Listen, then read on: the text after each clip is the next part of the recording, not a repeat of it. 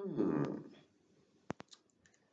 So I have this product here from one of my favorite cosmetics companies, and it says that, well, right off the bat, I can see a picture of the person who made it. This product was made by this person.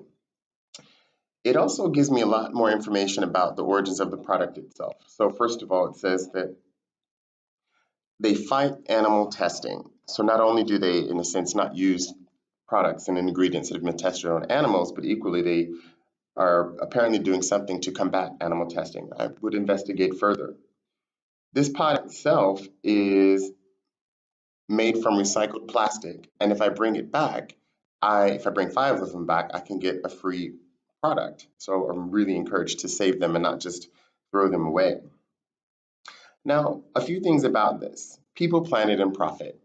It's pretty clear that it's a profitable company. Lush is doing quite well. But I'm also enamored as a consumer to know about the supply chain. So just from the label, I figured out a few things about where it's coming from, who made it. I assume that if I were to look a bit deeper into it, I would hope to find some fair trade goods that have contributed to the ingredients. Actually, it says it a bit on there that you can find it. So I really look forward to finding out more. What if my clothes had a similar label? If I could look at this and say, who made it? Was it ethically produced and sourced? Who would produce those? I mean, is there a fair trade label for fashion? And this brings us to the assignment. One of the most interesting things that you could do for yourselves in the assignment is to look at an industry that interests you. I like cosmetics. I like fashion. I like food. I like all sorts of things. I like computing. And I want you to also look into something that interests you. What would you like to know more about, particularly if you are a consumer, a massive consumer in any particular area? I was looking into this because one of the biggest brands that's out there now is called Supreme. They have partnered with so many other brands to just put their label, that big red block, Supreme written in white. And it's just a logo, and you think, well, what actually do they make? They make branding. They do so by keeping themselves rare. They only release limited editions of their products because their big value is in the resale market. Wow, I thought, this is amazing. And it's kind of cute, I must say. You can find lots of it even in the, what do you call it, the fake leather goods market. But then I found out a few more things about the company that I found a bit disturbing. I found out, for example, that they are owned to a large extent by the Carlyle Group. And I got to know the Carlyle Group back in the 90s when my former president, George H. Bush, was one of the major investors. And so, fine, they're owned by an investment group. Many products or brands are owned by investment groups.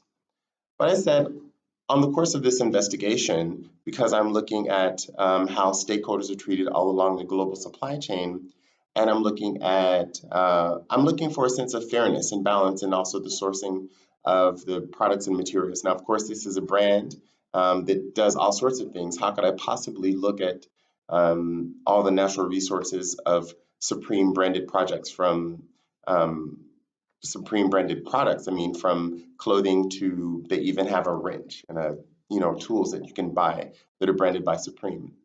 But I wanted to look at their other values, particularly the people, because that's one part where I think that I can see how are people treated along their global supply chain.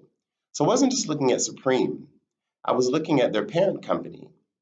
And I discovered that one of the major other investments of the same investment group are in arms and weapons. It's a weapons group that produces some of the most sophisticated weapons that are traded around the world.